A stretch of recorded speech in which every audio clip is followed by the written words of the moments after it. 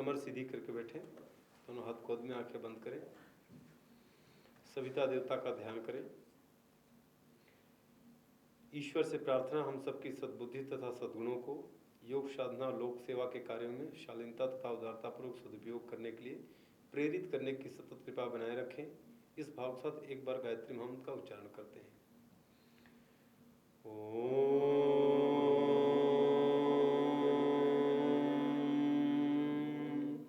भूर्भुवः स्वः तत्सवितुर्वरेण्यं भर्गो देवस्य धीमहि धियो यो नः प्रचोदयात्। हाथ जोड़े, बोले हे गुरुदेव माता जी, दादा गुरुदेव, ऋषि सत्ताओं प्रणाम। हम सभी लोग तत्व ज्ञान पर सत्संग करने जा रहे हैं। इस सत्संग से प्राप्त प्राण ज्ञान शक्ति का उपयोग व्यक्तिगत सामाजिक तथा पारिवारिक जीवन में निर्विघ्न रूप से निष्ठापूर्वक संबद्ध होकर सदुपयोग करते रहें। इस हेतु हम सभी के ऊपर मार्गदर्शन संरक्षण तथा परिमार्जन की सतत कृपा बनाए रखें। सतत कृपा बनाए रखें। बहनों भाइयों, हम लोग आज चर्चा करेंगे तत्व ज्ञान में।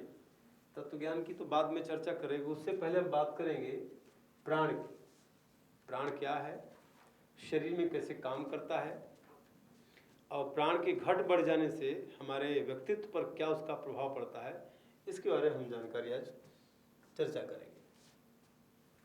तो प्राण शब्द का अर्थ है जीवन की जो ऊर्जा है, जीवनी शक्ति है, उसको प्राण कहते हैं। अलग अलग भाषाओं में, चीन में इसको ची कहते हैं, जापानी भाषा में इसको की कहते हैं, आदि आदि शब्दों से जाना जाता है। संस्कृत में इसको मनन भी कहते हैं। तो ये प्राण का आने का हमारे शरीर में कहाँ कहाँ स्रोत है, वो 3-4 स्रोतों से ज़्यादा प्राप्त होता है हमको। एक तो सबसे ज़्यादा सूर्य से हमको प्राण प्राप्त होता है। दूसरा, हम श्वास लेते हैं तो श्वास के माध्यम से वायु प्राण प्राप्त होता है। जमीन पर हम जब पैदल चलते हैं तो भू प्राण 16 महीने चक्र से हमारे अंदर में प्राप्त होता है। दूसरा, हम जब खाना खाते हैं तो वो पच करके, खाना में जो भोजन में प्राण है, अन्न में प्राण, वो प्राण पच करके हमको प्राप्त होता है। ये सारे माध्यम हैं। लेकिन इस प्राण का संचार कैसे अपने शरीर में होता है, इसको ठीक से समझेंगे। हमारे शरीर में नासिका के 2 छिद्र हैं।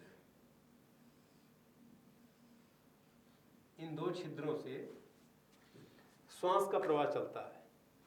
इस छिद्रों को ईड़ा और पिंगला नाड़ी के नाम से जाना जाता है। ईड़ा चंद्र नाड़ी और पिंगला को सूर्य नाड़ी कहते हैं। इसमें ऋणात्मक विद्युत तरंगों का प्रवाह बहता है, इसमें धनात्मक विद्युत तरंगों का प्रवाह बहता है। और उसी आधार पर हमारा शरीर और मन प्रभावित होता रहता है। लेकिन एक स्थिति ऐसी आती है कि दोनों जब स्वर समान हो जाते हैं, बराबर श्वास चलती है, तो उस अवस्था को सुषुम्ना कहते हैं।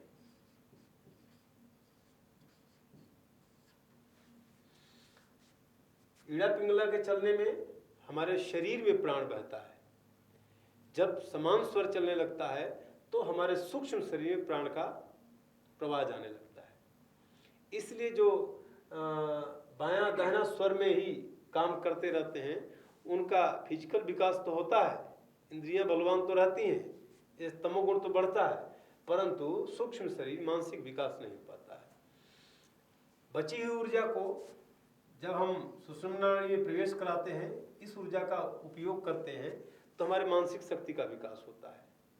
इसके बाद ये 2 भागों में जाके आगे बढ़ जाती है, चित्रा और वज्रा।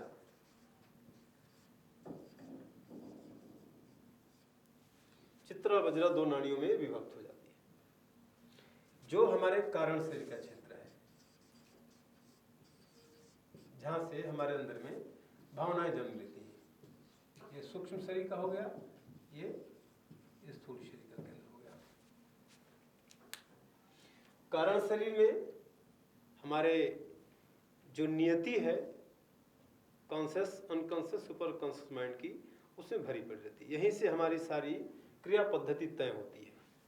और जब कारण शरीर को भी, या हम अपनी जहाँ इच्छाएं हमारी होती हैं वहाँ से जब हम इसको इच्छाओं का हम समापन कर लेते हैं तो उसके आगे चल करके दोनों नाड़ियाँ एक हो जाती हैं, जिसको कहते हैं ब्रह्म नाड़ी।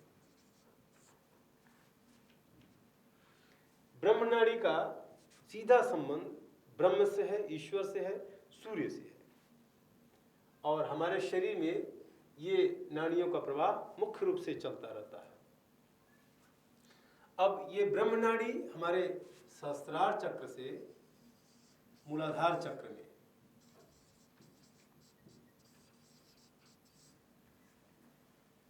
पूर्व प्राण में 3.5 लपेट आके बांध देता है।